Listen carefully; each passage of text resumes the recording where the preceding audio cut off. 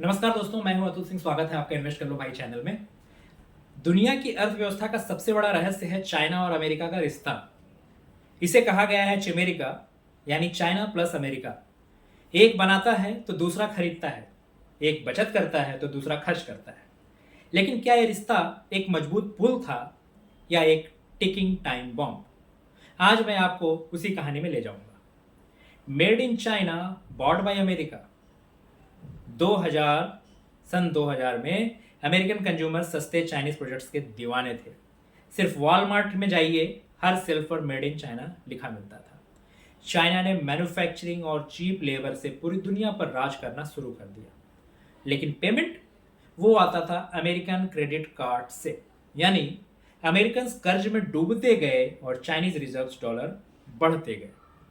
China ने अपनी currency युवान को आर्टिफिशियली लो रखा ताकि उसके एक्सपोर्ट्स और सस्ते बने रहें। इससे चाइना के पास डॉलर रिजर्व्स का बड़ा पहाड़ खड़ा हो गया।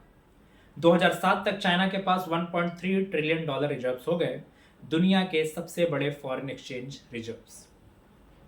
ये पैसे चाइना ने वापस यूएस गवर्नमेंट बॉन्ड्स में इन्वेस्ट किए।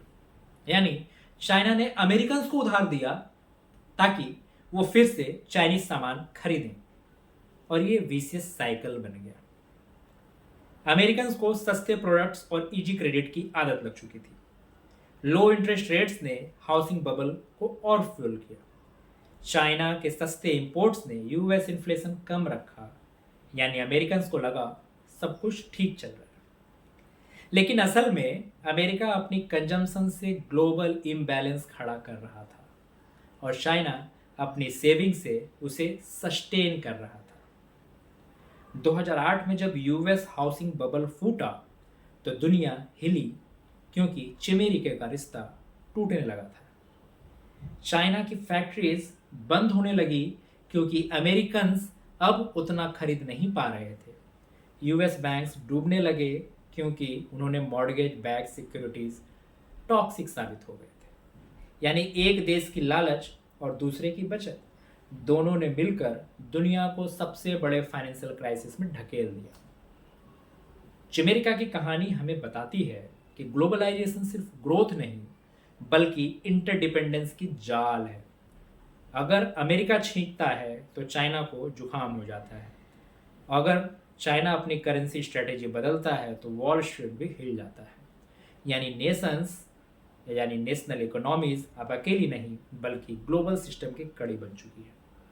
तो दोस्तों, सवाल ये है, क्या चिमेरिका एक पार्टनरशिप थी जिसने दुनिया को ग्रोथ दी, या ये एक डेंजरस इम्बैलेंस था जिसने 2008 जैसी तबाही दी?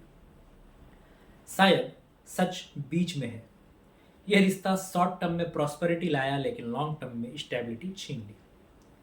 आज भी जब हम ट्रेड वॉर्स और करेंसी वॉर्स देखते हैं तो ये सबक याद आता है कि अगर दो दिग्गज आपस में खींचतान करें तो पूरा ग्लोबल इकोनॉमी हिल जाता है।